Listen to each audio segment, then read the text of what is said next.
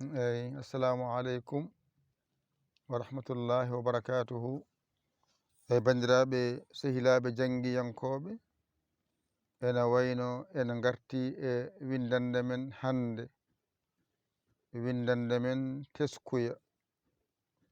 Ena wayno Allah walli on, mi holli on alkule laaɓɗe ɗe daɓɓe ɗe. Allah walli on, mi holli on alkule muumeɗe. E nder hen mi holli on hen alkule biyeteɗe ñonde ɗe. Hande noon eɗen kollira alkule biyeteɗe alkule ñondiɗinaɗe. Kanƴe ngoni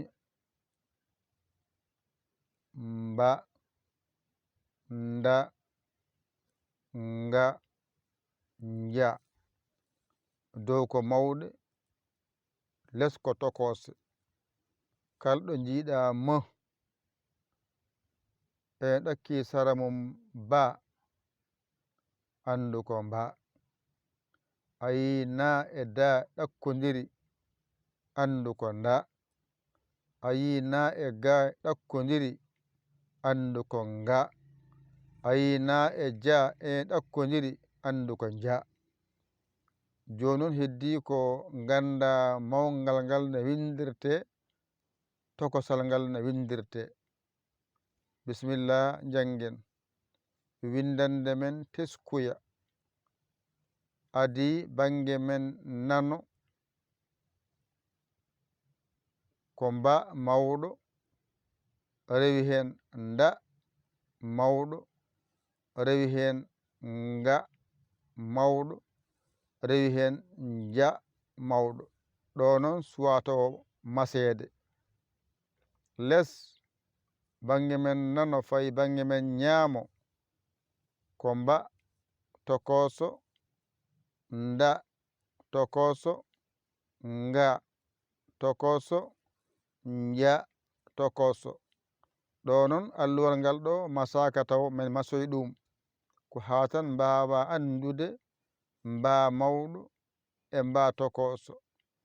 Mbawa andude nda mawɗo e nda tokoso. Mbawa andude nga mawɗo e nga tokoso. Mbawa andude nja mawɗo e nja tokoso. So masoyama taw an kadi a andi no wiyete, heddo mase aɗa jangana hoorema. Bisimillah jangen.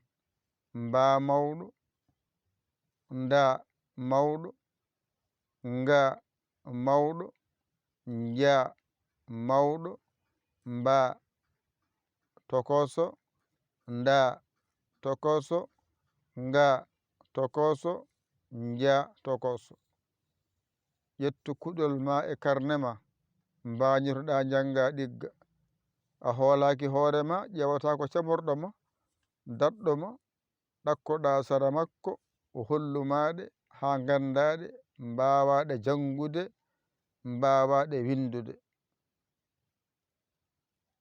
So tawi aɗa yanimo ne walluma hen, a saggi hen, rew less e numéro men 00221 77 906 14 81.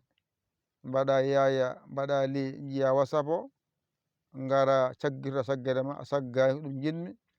Heddi ko yo Allah wallu, yo Allah nawnu aren. O ko musidɗo mon, giɗo mon, almudo mon nder e boowal, Yaya li Kaolack Sénégal. Alhamdulillahi rabbil alamina. On jarama, wassalam.